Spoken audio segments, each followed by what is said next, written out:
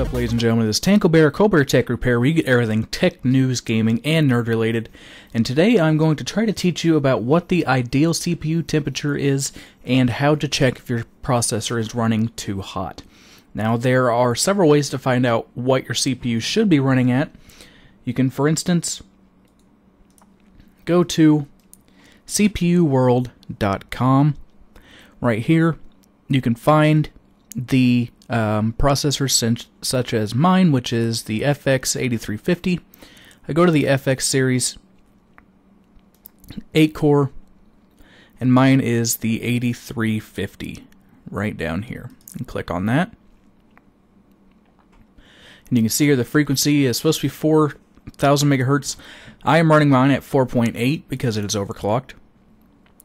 Now you can see down here in the FAQ, it says the safe CPU temperatures are 60 degrees Celsius and below. It may still run fine with CPU temperatures exceeding 60 C by a few degrees, and running it to 70 degrees or higher is not recommended. So, now I know in my case that I need to be running under load for extended periods of time under 70 degrees and hopefully under 60 degrees. So, now that I've found that out, there are two programs I use to monitor this. Some people use SpeedFan. I choose not to because it's not very reliable on AMD processors. Now you can see here at idle,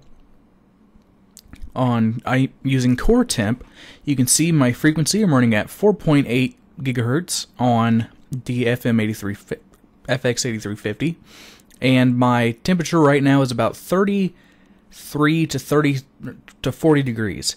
It's going to vary because I have my my water cooler turned on to a lower setting to lessen the noise.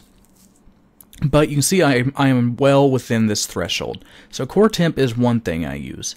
Another thing I use is a program called Corsair Link. Now Corsair Link is what you would use if you get a Corsair water cooler. And you can see if you watch these two temperatures, they do correspond with each other very, very well. 34, 34, 41, 41.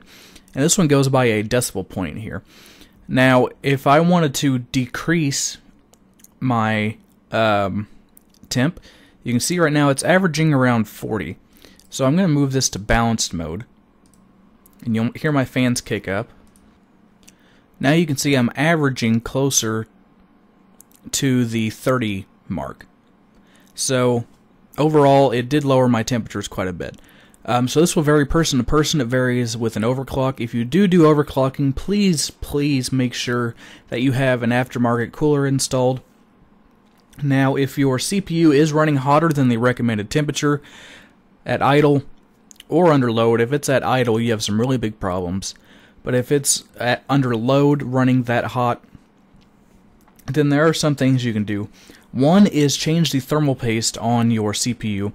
If it's an older computer, the CPU paste might have dried out and you can reapply that or find somebody who can.